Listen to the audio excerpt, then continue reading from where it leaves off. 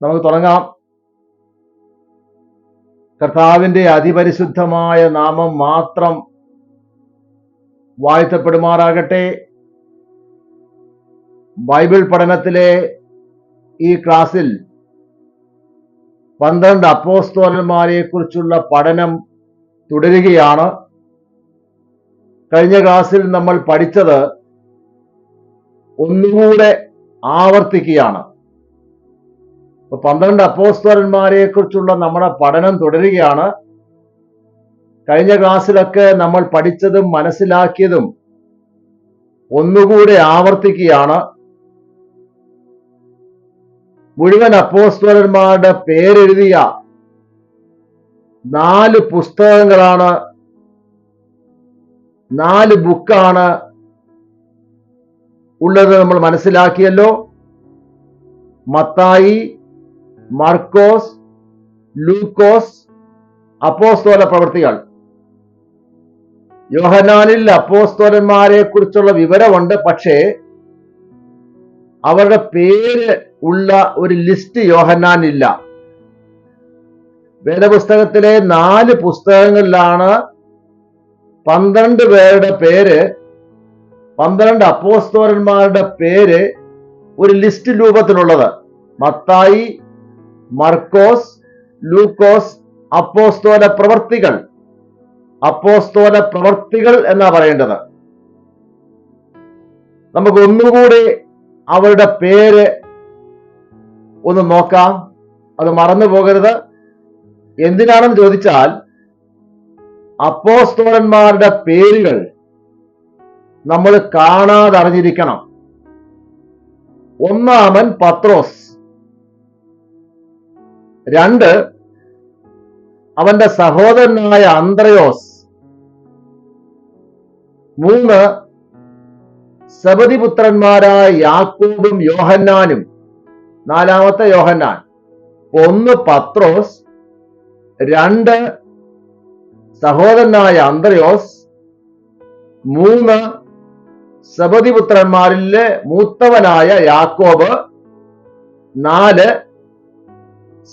യാക്കോബിന്റെ സഹോദരനായ യോഹന്നാൻ, 5 ഫിലിപ്പോസ്, 6 ബർത്തലോമായി, 7 തോമസ്, 8 ചുങ്കക്കാരൻ Mathai, Matthew the tax collector, ചുങ്കക്കാരൻ മത്തായി, 9 അൽഫായിയുടെ മകനായ യാക്കോബ്, അൽഫായിയുടെ മകനായ യാക്കോബ്.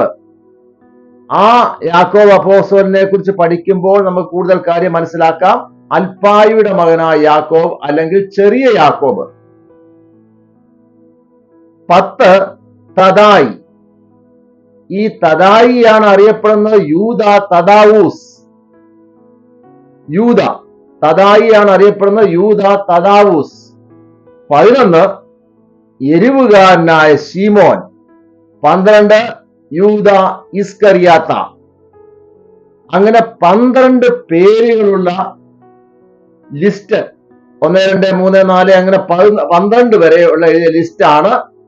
മത്തായിലുണ്ട്, മാർക്കോസിലുണ്ട്, ലൂക്കോസിലുണ്ട്, അപ്പോസ്തല പ്രവൃത്തികളിലുണ്ട്. ഇവിടെ 2 സഹോദരന്മാരുണ്ട്. അപ്പോസ്തലന്മാരിൽ 2 പേർ സഹോദരന്മാരാ. 1 പത്രോസും സഹോദരനായ അന്ത്രയോസും, 2 യാക്കോബും സഹോദരനായ യോഹന്നാനും. അതുപോലെ 2 യാക്കോബുമാരുമുണ്ട്, 2 യൂദാമാരുമുണ്ട്. 2 യാക്കോബുമാരുണ്ട്. ഒന്നാമത്തെ യാക്കോബ് യോഹന്നാന്റെ സഹോദരനായ മൂത്ത സഹോദരനായ യാക്കോബ്. 2-മത്തെ യാക്കോബിനെ അറിയപ്പെടുന്നത് ചെറിയ യാക്കോബ് എന്ന. അൽഫായിയുടെ മകനായ യാക്കോബ് അറിയപ്പെടുന്നത് ചെറിയ യാക്കോബ്. 2 യൂദാമാരുണ്ട്. 1 യൂദ തദാവൂസ്. യൂദ തദാവൂസിന്റെ പേരിലുള്ള പള്ളിയാണ് നമ്മുടെ അടുത്തൊരു പള്ളിയുണ്ടല്ലോ, അത് യൂദ തദാവൂസ്. മറ്റേ യൂദ, യൂദ ഇസ്കറിയാത്ത, കർത്താവിനെ ഒറ്റുകൊടുത്ത യൂദ ഇസ്കറിയാത്ത. ഈ ലിസ്റ്റിന്റെ അകത്ത് ഒന്നാമത്തെ പേര് പത്രോസിന്റെയാണ്. ഒന്നാമൻ പത്രോസ് എന്ന് വേദപുസ്തകത്തിൽ പറയുന്നത് കൊണ്ട് നമ്മള് ഒന്നാമത്തെ പേരുകാരനായിട്ട് പത്രോസിനെയാണ് കാണുന്നത്. ഒന്നാമൻ പത്രോസ്. പിന്നീട് നമ്മൾ മനസ്സിലാക്കിയത് വളരെ പ്രധാനപ്പെട്ട ഒരു കാര്യം, ഈ അപ്പോസ്തലന്മാരും ശിഷ്യന്മാരും തമ്മിലുള്ള വ്യത്യാസം. അത് വളരെ പ്രധാനപ്പെട്ട കാര്യമാ, നമ്മൾ മനസ്സിലാക്കേണ്ടതാ. അപ്പോസ്തലന്മാർ 12 എണ്ണേ ഉള്ളൂ. 12 ഒരു ഫിക്സഡ് നമ്പറാ, 12. എന്നാൽ ശിഷ്യന്മാർ വലിയൊരു കൂട്ടമാ. യേശു കർത്താവ് തന്നെ ശിഷ്യന്മാരുടെ നിന്നാണ് 12 പേരെ തെരഞ്ഞെടുത്ത് അവർക്ക് അയക്കപ്പെട്ടവർ എന്ന അർത്ഥത്തിൽ അപ്പോസ്തലന്മാർ എന്ന പേര് വിളിച്ചു. അപ്പോസ്തലൻ എന്ന വാക്കിന്റെ അർത്ഥം അയക്കപ്പെട്ടവൻ എന്നാണ് അർത്ഥം. അപ്പൊ ശിഷ്യന്മാരുടെ നിന്നാണ് അപ്പോസ്തലന്മാരെ തെരഞ്ഞെടുത്തത്. 12 അപ്പോസ്തലന്മാരും യേശുവിന്റെ ശിഷ്യന്മാരാണ്. എന്നാൽ എല്ലാ ശിഷ്യന്മാരും 12 അപ്പോസ്തലന്മാരല്ല. വളരെ പ്രധാനപ്പെട്ട കാര്യമാണ്. അപ്പോസ്തലനും ശിഷ്യനും എന്താണെന്ന് ആരെങ്കിലും ചോദിച്ചാൽ തെറ്റിപ്പോകരുത്. അപ്പോസ്തലന്മാർ 12 പേരേ ഉള്ളൂ, ശിഷ്യന്മാർ വലിയൊരു കൂട്ടം. യേശു കർത്താവിന്റെ അന്ത്യകൽപ്പനയായിട്ട് നമ്മളോട് പറഞ്ഞിരിക്കുന്ന ഒരു വചനമാണ് മത്തായിയുടെ സുവിശേഷം 28-ാം അധ്യായം 17, 18, 19, 20. ഗ്രേറ്റ് കമ്മീഷൻ എന്ന പേരിലാണ് അറിയപ്പെടുന്ന ആ വചനം. അന്ത്യകൽപ്പനയാണ്. കർത്താവിന്റെ അന്ത്യകൽപ്പനയായിട്ടുള്ള വചനമാണ് മത്തായിയുടെ സുവിശേഷം 28-ാം അധ്യായം. മത്തായി 28 അധ്യായങ്ങളേ ഉള്ളൂ. അതിന്റെ 28-ാം അധ്യായം അവസാനിപ്പിച്ചിരിക്കുന്നത്, എഴുതി അവസാനിപ്പിച്ചിരിക്കുന്നത് അതിന്റെ 20-ാം വചനം. സ്വർഗത്തിലും ഭൂമിയിലും സകല അധികാരങ്ങളും എനിക്ക് ലഭിച്ചിരിക്കുന്നു. ആകയാൽ നിങ്ങൾ പുറപ്പെട്ടു പോയി പിതാവിന്റെയും പുത്രന്റെയും പരിശുദ്ധാത്മാവിന്റെയും നാമത്തിൽ സ്നാനം കഴിപ്പിച്ചും ഞാൻ പറഞ്ഞതൊക്കെയും പ്രമാണിക്കുവാൻ തക്കവണ്ണം ഉപദേശിച്ചുകൊണ്ട് സകല ജാതികളെ ശിഷ്യന്മാരാക്കിക്കൊള്ളുവിൻ. ഞാനോ ലോകാവസാനത്തോളം നിങ്ങളോടുകൂടെ ഉണ്ട്. യേശു കർത്താവിന്റെ അന്ത്യകൽപ്പനയിൽ പറഞ്ഞിരിക്കുന്നത് ശിഷ്യന്മാരെ ഉണ്ടാക്കാനാ, അപ്പോസ്തലന്മാരെ അല്ല. അപ്പോസ്തലൻ 12 എണ്ണം, 12 പേരുണ്ട്. അത് ഫിക്സഡ് ആ എണ്ണം, അത് മറന്നു പോകരുത്. കഴിഞ്ഞ ക്ലാസ്സിലൊക്കെ നമ്മള് 6 അപ്പോസ്തലന്മാരെ കുറിച്ച് പഠിച്ചു. ആരൊക്കെയാണ്? ഒന്നാമൻ പത്രോസിനെ കുറിച്ചാണ് പഠിച്ചത്. ആദ്യത്തെ നമ്മുടെ പഠനം ഒന്നാമത്തെ പത്രോസിനെ കുറിച്ചാ. പിന്നീട് നമ്മൾ പഠിച്ചത് യോഹന്നാനെ കുറിച്ചാ. പിന്നെ മത്തായിയെ കുറിച്ച് പഠിച്ചു. പിന്നെ പഠിച്ചത് യോഹന്നാന്റെ സഹോദരനായ യാക്കോബിനെ കുറിച്ചാണ്. യോഹന്നാന്റെ സഹോദരനായ യാക്കോബിനെ കുറിച്ചാണ് പിന്നെ പഠിച്ചത്. 5ാമത് നമ്മൾ പഠിച്ചത് പത്രോസിന്റെ സഹോദരനായ അന്ത്രയോസിനെ കുറിച്ചാ. 6ാമത് പീലിപ്പോസിനെ കുറിച്ചാണ് പഠിച്ചത്. ഇനി നമ്മൾ പഠിക്കാൻ പോകുന്നത് 7ാമത്തെ ആള് Bartholomayi, son of Tholmayi. Bartholomayi, son of Tholmayi. Son of Tholmayi. ആ ബർത്തലോമായി എന്ന വാക്കിന്റെ അകത്ത് തന്നെ തന്റെ പിതാവിന്റെ പേരുമുണ്ട്, സൺ ഓഫ് തോൽമായി. തോൽമായിയുടെ പുത്രനായ ബർത്തലോമായി. ഇദ്ദേഹത്തിന്റെ വേറൊരു പേരാണ് നഥനിയേൽ. അപ്പോ ബർത്തലോമായി, ദ സൺ ഓഫ് തോൽമായി. തോൽമായി എന്നാണ് അദ്ദേഹത്തിന്റെ പിതാവിന്റെ പേര്. അപ്പന്റെ പേര് തോൽമായി. അദ്ദേഹത്തിന്റെ വേറൊരു പേരാണ് നഥനിയേൽ. യോഹന്നാന്റെ സുവിശേഷം 1-ാം അധ്യായം 45-46 പീലിപ്പോസാണ്, അപ്പോസ്തലനായ പീലിപ്പോസാണ് ഈ നഥനയേലിനെ ആദ്യം കണ്ടത്. പീലിപ്പോസ് നഥനയേലിനോട് പറയുന്ന ഒരു സന്ദർഭമാണ് അവിടെ. യോഹന്നാൻ 1:45-46. പീലിപ്പോസ് നഥനയേലിനെ കണ്ടു, അവനോട്, ന്യായപ്രമാണത്തിൽ മോശയും പ്രവാചകന്മാരും എഴുതിയിരിക്കുന്നവനെ കണ്ടെത്തിയിരിക്കുന്നു. അവൻ യോസഫിന്റെ പുത്രനായ യേശു എന്ന നസറത്തുകാരൻ തന്നെ എന്ന് പറഞ്ഞു. നഥനയേൽ അവനോട്, ആരോട്? പീലിപ്പോസിനോട്, നസറത്തിൽ നിന്നും വല്ല നന്മയും വരുമോ എന്ന് പറഞ്ഞു. അപ്പൊ ഈ നഥനയേലാണ്, ബർത്തലോമായിയുടെ വേറൊരു പേരാണ് നഥനയേൽ. ഈ നഥനയേലിനെ, ബർത്തലോമായിയെ യേശുവിന്റെ അടുത്ത് കൊണ്ടെത്തിച്ചത് പീലിപ്പോസാണ്. അപ്പോസ്തലനായ പീലിപ്പോസാണ്. അപ്പോസ്തലനായ പീലിപ്പോസ് എന്ന് ഞാൻ പറഞ്ഞപ്പോ 2 പീലിപ്പോസ് ഉണ്ട്. എത്യോപ്യയിലെ ഷണ്ടനെ സ്നാനപ്പെടുത്തിയ പീലിപ്പോസ് അല്ല ഇത് അപ്പോസ്തലനായ പീലിപ്പോസ്. ആ പീലിപ്പോസിനെ കുറിച്ച് നമുക്ക് പിന്നീട് പഠിക്കാം. പീലിപ്പോസാണ് ബർത്തലോമായിയെ യേശുവിന്റെ അടുത്ത് കൊണ്ടെത്തിച്ചത്. എന്നിട്ട് പീലിപ്പോസ് ബർത്തലോമായിയോട് പറഞ്ഞു, ഞാൻ യേശുവിനെ കണ്ടെത്തിയിരിക്കുന്നു, ന്യായപ്രമാണത്തിൽ പറഞ്ഞിരിക്കുന്ന യേശുവിനെ കണ്ടെത്തിയിരിക്കുന്നു എന്ന് പറഞ്ഞു. ഉടനെ നഥനയേൽ പീലിപ്പോസിനോട് പറയുക, നസ്രത്തിൽ നിന്നും വല്ല നന്മയും വരുമോ എന്ന് പറഞ്ഞു. ഇത് വളരെ പ്രധാനപ്പെട്ട ഒരു കൊട്ടേഷനാണ്. നസ്രത്തിൽ നിന്നും വല്ല നന്മയും വരുമോ? നമ്മൾ നേരത്തെ അപ്പോസ്തലനായ പത്രോസിനെ കുറിച്ച് പഠിച്ചപ്പോഴേ,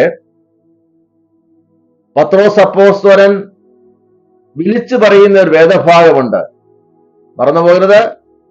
മറ്റൊരു അപ്പോസ്തല പ്രവൃത്തി 4:12, മറ്റൊരുത്തനിലും രക്ഷയില്ല, നാം രക്ഷിക്കപ്പെടുവാൻ ആകാശത്തിന് കീഴെ മനുഷ്യരുടെ നൽകപ്പെട്ട വേറൊരു നാമവുമില്ല. മറ്റൊരുത്തനിലും രക്ഷയില്ല, നാം രക്ഷിക്കപ്പെടുവാൻ ആകാശത്തിന് കീഴെ മനുഷ്യരുടെ നൽകപ്പെട്ട വേറൊരു നാമവുമില്ല. ഇവിടെ ബർത്തലോമായി, അപ്പോസ്തലനായ ബർത്തലോമായി പറയുന്നതാണ്, നസ്രത്തിൽ നിന്നും വല്ല നന്മയും വരുമോ? നസ്രത്തിൽ നിന്നും വല്ല നന്മയും വരുമോ? ഈ ബർത്തലോമായി കാനാവിൽ നിന്നുള്ള ആളായിരുന്നു. കാനാവിലെ കല്യാണം കേട്ടിട്ടുണ്ടല്ലോ, കാനാവിലെ കല്യാണം. കാനാവിലെ കല്യാണത്തിന് ഇദ്ദേഹം നഥനയേൽ, മറ്റൊരു പേരാണ് ബർത്തലോമായിയുടെ മറ്റൊരു പേരാണ് നഥനയേൽ, യേശുവിനോടൊപ്പം ഉണ്ടായിരുന്നു. വായിക്കുമ്പോൾ നമുക്ക് മനസ്സിലാവും, കാനാവിലെ കല്യാണത്തിന് യേശുവിനോടൊപ്പം ഉണ്ടായിരുന്ന ശിഷ്യനായിരുന്നു ബർത്തലോമായി. ഇദ്ദേഹത്തെ കുറിച്ച് കൂടുതൽ വിവരങ്ങളൊന്നും വേദപുസ്തകത്തിലോ ചരിത്രത്തിലോ പറയുന്നില്ല.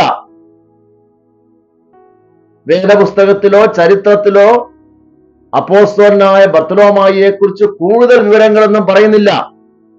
എന്നാൽ ഇദ്ദേഹം രക്തസാക്ഷിത്വം വരിച്ചു എന്നാണ്, കർത്താവിന് വേണ്ടി തന്റെ ജീവനെ ബലിയർപ്പിച്ചു, രക്തസാക്ഷിത്വം വരിച്ചു എന്നാണ് ചരിത്രത്തിൽ രേഖപ്പെടുത്തിയിരിക്കുന്നത്. ഇദ്ദേഹത്തിനെ വളരെ പൈശാചികമായിട്ടാണ് കൊന്നുകളയുമായിരുന്നു. ശരീരത്തിൽ നിന്നും ജീവനോടെ തോലിരിച്ചിട്ട് കൊല്ലാൻ വിടുകയായിരുന്നു ഈ അപ്പോസ്തലനായ ബർത്തലോമായിയെ. ഇപ്പൊ 7ാമത് പഠിച്ച ഈ അപ്പോസ്തലനും കർത്താവിന് വേണ്ടി രക്തസാക്ഷിത്വം വരിച്ചു.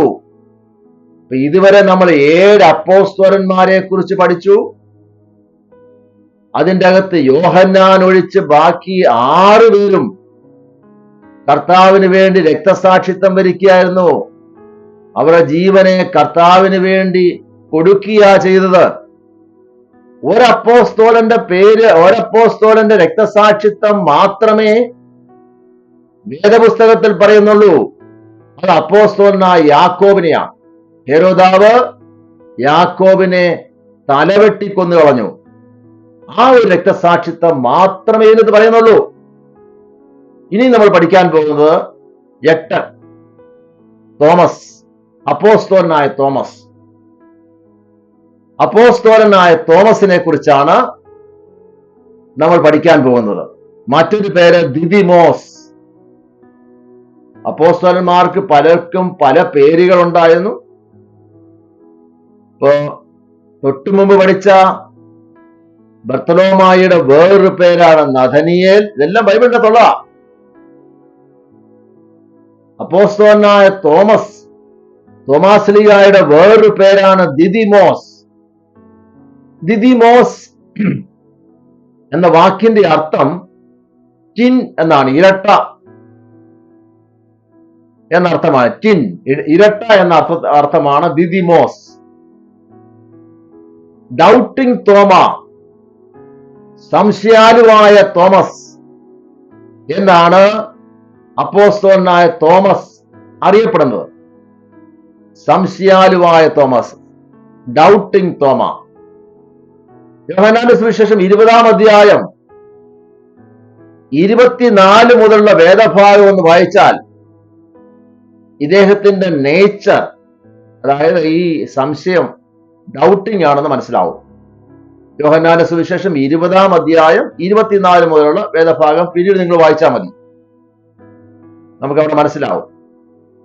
യോഹന്നാന്റെ സുവിശേഷം 11-ാം അധ്യായം 16 അപ്പോസ്തലനായ തോമസ് പറയുന്ന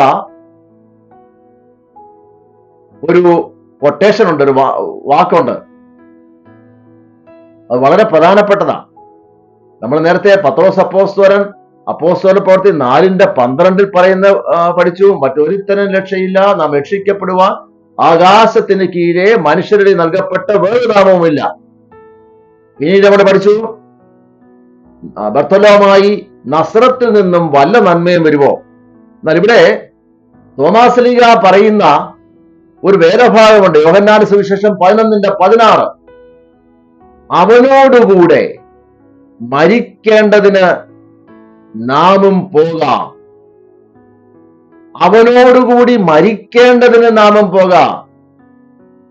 ഈ തോമാസ്ലീഗയുടെ പാരമ്പര്യത്തെ കുറിച്ചൊക്കെ പറയുന്നവര് ഈ വചനം തെറ്റായിട്ടാ പറയുന്നത്. അവർ പറയുന്നതും പഠിപ്പിക്കുന്നതും അവനോടുകൂടി മരിക്കേണ്ടി വന്നാലും നമുക്ക് പോകാമെന്ന. അങ്ങനെയല്ല അപ്പോസ്തലനായ തോമസ് പറഞ്ഞത്.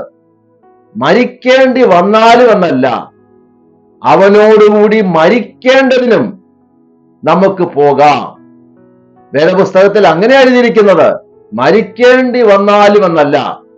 മരിക്കേണ്ടി വന്നാലും എന്ന് പറഞ്ഞു കഴിഞ്ഞാൽ അത് വേണമെങ്കിൽ മരിക്കാം, വേണ്ടെങ്കിൽ മരിക്കണ്ട. കയ്യാലപ്പുറത്തെ തേങ്ങ പോലെയാ. അങ്ങനെയല്ല അപ്പോസ്തലനായ തോമസ് പറഞ്ഞിരിക്കുന്നത്.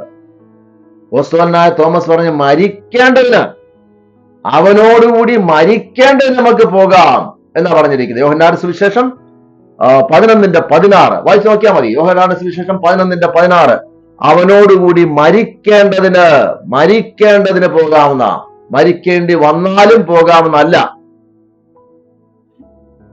അത് തെറ്റായ ഒരു അവനോടുകൂടി മരിക്കേണ്ടതിനും പോകാം എന്നാണ് തോമസ് അപ്പോസ്തലൻ പറഞ്ഞിരിക്കുന്നത്. ചരിത്രം പറയുന്നത്, അപ്പോസ്തലനായ തോമസിനെ കുറിച്ച് ചരിത്രം പറയുന്നത്, ചരിത്രം എന്ന് പറയുമ്പോൾ എഴുതപ്പെട്ട ലിഖിതമായ ചരിത്രം.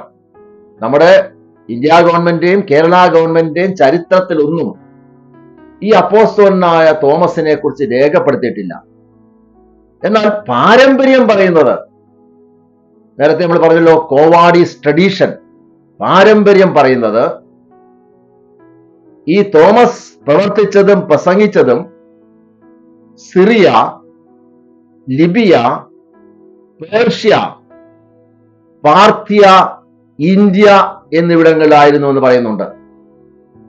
അപ്പൊ ഇന്ത്യ ചരിത്രം പഠിച്ചവർക്കറിയാം പാർഥ്യൻ എംപയർ, പേർഷ്യൻ എംപയർ എങ്ങനെ പറയുന്ന ചില സാമ്രാജ്യങ്ങൾ നമ്മുടെ രാജ്യത്ത് ഉണ്ടായിരുന്നു.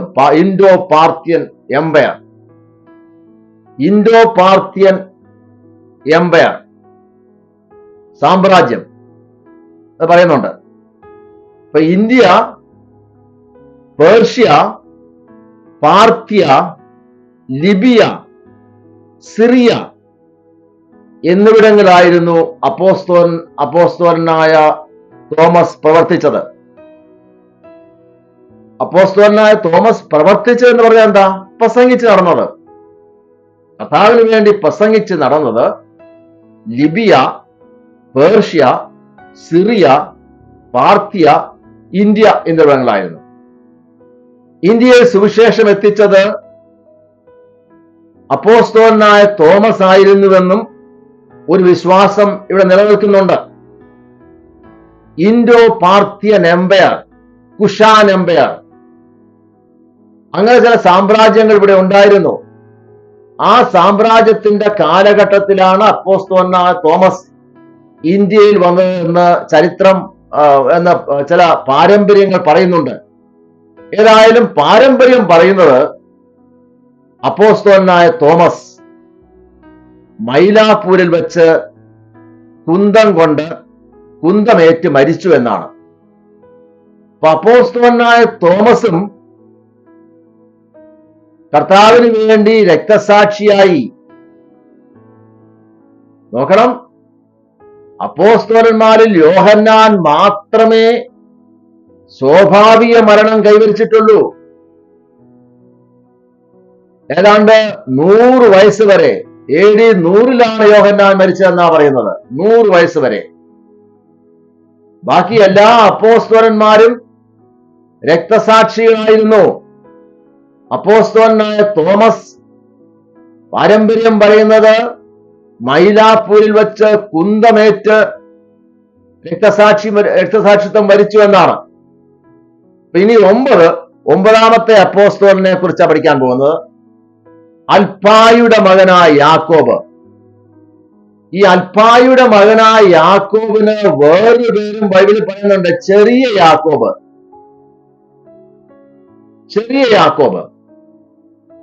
മറ്റേ യാക്കോബിനെ കുറിച്ച് സബദിപുത്രനായ യാക്കോബിനിൽ നിന്നും വേറിട്ട് മനസ്സിലാക്കുന്നതിന് വേണ്ടി ആയിരിക്കാം ഈ യാക്കോബിനെ ചെറിയ യാക്കോബ് എന്നാണ് ഈ ലിസ്റ്റിന്റെ അകത്ത് 12 അപ്പോസ്തലന്മാരുടെ പേരുള്ള ലിസ്റ്റിന്റെ അകത്ത് പറഞ്ഞിരിക്കുന്നത്.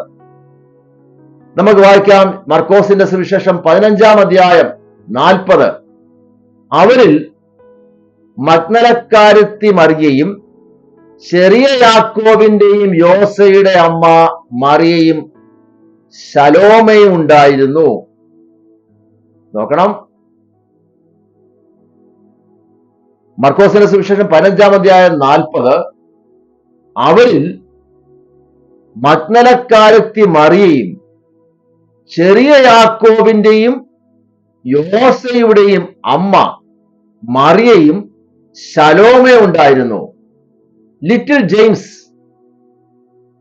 എന്നാണ് പുതിയ നിയമത്തിൽ ഉപയോഗിച്ചിരിക്കുന്നത്. നമ്മൾ നേരത്തെ ബൈബിൾ പറഞ്ഞു, പുതിയ നിയമത്തിൽ യാക്കോബിന് ജെയിംസ് എന്നാ പഴയ നിയമത്തിൽ ജേക്കബ് എന്നുവാ. അത്തോളം മലയാളത്തിൽ എല്ലായിടത്തും യാക്കോബ് എന്നാ. പഴയ നിയമത്തിലും പുതിയ നിയമത്തിലും മലയാളത്തിൽ യാക്കോബ് എന്നാ ഇംഗ്ലീഷിൽ പുതിയ നിയമത്തിൽ ജെയിംസ് എന്നാണ്. പുതിയ നിയമത്തിലെ ഇംഗ്ലീഷ് അധ്യായം നോക്കിയാൽ ജെയിംസ് എന്നാണ് എഴുതിയിരിക്കുന്നത്. പഴയ നിയമത്തിലോ ജേക്കബ്, ഇംഗ്ലീഷിന്റെ അകത്ത് ജേക്കബ് എന്ന. മലയാളത്തിൽ പഴയ നിയമത്തിന്റെ അകത്തും പുതിയ നിയമത്തിന്റെ അകത്തും യാക്കോബ് എന്നാണ് എഴുതിയിരിക്കുന്നത്. മനസ്സിലായി കാണുമെന്ന് വിചാരിക്കുന്നു. അപ്പൊ മഗ്ദലക്കാരത്തി മറിയയും ചെറിയ യാക്കോബിന്റെയും യോസയുടെ അമ്മ മറിയയും ശലോമയും ഉണ്ടായിരുന്നു. അവിടെ ഒരു പദമുണ്ട്, ചെറിയ യാക്കോബിന്റെ അമ്മ. ചെറിയ യാക്കോബിന്റെ അമ്മ. നേരത്തെ നമ്മൾ ശലോമയെ കുറിച്ച് പറഞ്ഞു. ശലോമ യാക്കോബിന്റെയും യോഹന്നാന്റെ അമ്മയാണ്. സെബദി പുത്രൻ, സെബദി എന്നാണ് അവർ അപ്പന്റെ പേര്, അമ്മയുടെ പേര് ശലോമ.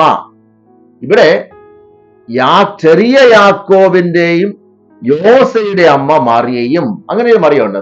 നമ്മൾ കുറച്ച് കഴിയുമ്പോൾ എത്ര മറിയമാരുണ്ട്, അത് ആരൊക്കെയാണെന്ന് പഠിക്കേണ്ടതായിട്ട് വരും. അന്നേരം അതിനെക്കുറിച്ച് കൂടുതൽ പറയാം.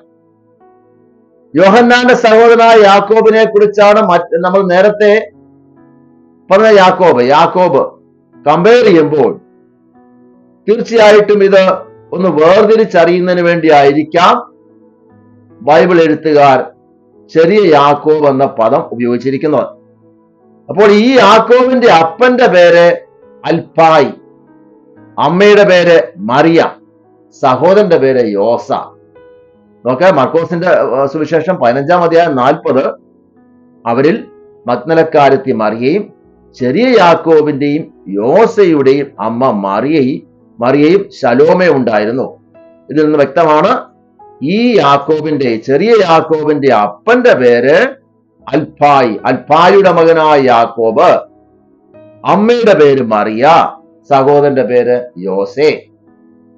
എന്നാൽ ലേഖനം എഴുതിയത്, പുതിയ നിയമത്തിലെ ലേഖനം എഴുതിയത് ഈ യാക്കോബല്ല,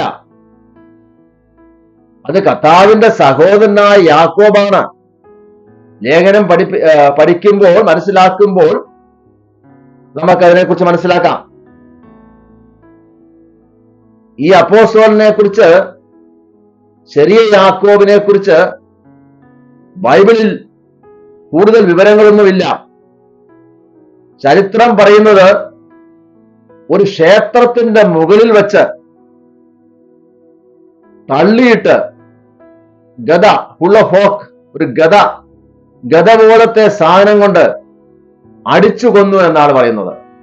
നോക്കണം, ഈ ചെറിയ യാക്കോബിനെ ഒരു ക്ഷേത്രത്തിന്റെ മുകളിൽ നിന്നും തള്ളിയിട്ട് ഒരു ഗദ കൊണ്ട് അടിച്ചു കൊന്നു, രക്തസാക്ഷിത്വം വരിച്ചു. നോക്ക, കർത്താവിന് വേണ്ടി ജീവൻ ബലിയർപ്പിച്ചവരുടെ, രക്തസാക്ഷികളുടെ കൂട്ടമാ ബൈബിള് നിറച്ചും. ബൈബിളിന്റെ അകത്ത് നമ്മള് പുതിയ നിയമത്തിലെ 27 പുസ്തകങ്ങൾ പരിശോധിച്ചാൽ സ്വാഭാവികമായി മരണം വരിച്ച ഒരാളുടെ പേരേ കാണത്തുള്ളൂ.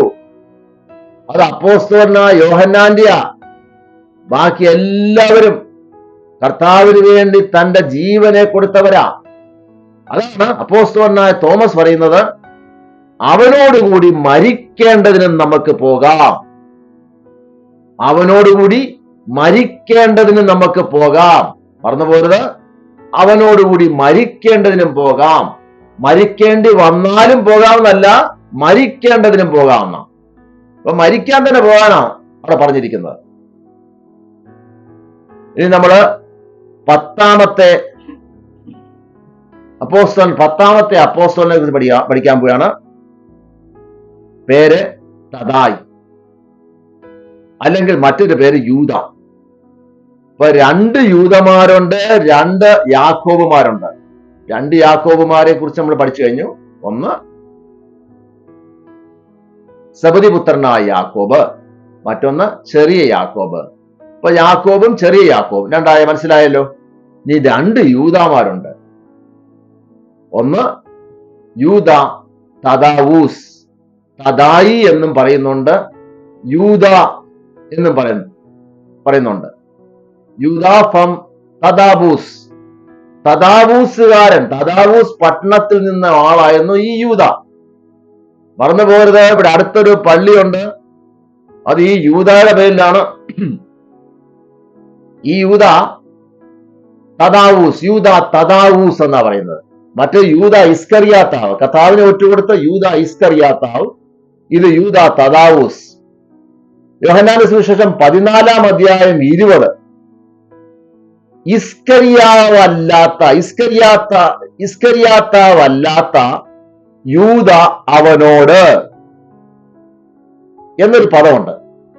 യോഹന്നാന്റെ സുവിശേഷം 14:22 ഇസ്കറിയാത്താവല്ലാത്ത യൂദ അവനോട് എന്ന് വെച്ചാൽ കർത്താവിനെ ഒറ്റുകൊടുത്ത ഇസ്കറിയാത്ത യൂദ, ഇസ്കറിയാത്ത അല്ലാത്ത യൂദ അവനോട് എന്നാണ് തുടങ്ങുന്നത്. അത് ആ പദം. അപ്പോൾ ഇസ്കറിയാത്ത അല്ലാത്ത യൂദ അല്ലെന്നോർക്കണം. ഈ യൂദ അദ്ദേഹത്തെ സിറിയയിലെ ഈ യൂദ തദാവൂസിനെ സിറിയയിലെ എഡേശ പട്ടണത്തിൽ വെച്ച് അമ്പെയ്ത് കൊന്നു കളഞ്ഞു. ഇപ്പൊ അവിടെ പള്ളിയുണ്ടല്ലോ, അവിടെ പോയാൽ അതിന്റെ ഫ്രണ്ടിൽ ഒരു സ്റ്റാച്യു ഉണ്ട്. അമ്പ് ദേഹത്ത് തറച്ച് കിടക്കുന്ന യൂദ. അപ്പൊ ഈ യൂദയെ അമ്പെയ്ത് കൊന്നു കളഞ്ഞു. നോക്കണം, ജീവനോട് അമ്പെയ്ത് കൊന്നു കളഞ്ഞു ഈ യൂദ തദാവൂസിനെ. ഇനി 12ാമത്തെ അപ്പോസ്തലൻ എരിവുകാരനായ ശീമോൻ. എരിവുകാരനായ ശീമോനെ കുറിച്ച് പറഞ്ഞിട്ട് നമുക്ക് ഇന്ന് അവസാനിപ്പിക്കാം. എരിവുകാരനായ ശീമോൻ, ഈ അപ്പോസ്തലന്റെ തൊഴില് നമ്മൾ നേരത്തെ പഠിച്ചതിൻ്റെ അകത്ത് 6 അപ്പോസ്തലന്മാരുടെ തൊഴിലിനെ കുറിച്ച് പറയുന്നുള്ളൂ. അതിൽ എരിവുകാരനായ ശീമോൻ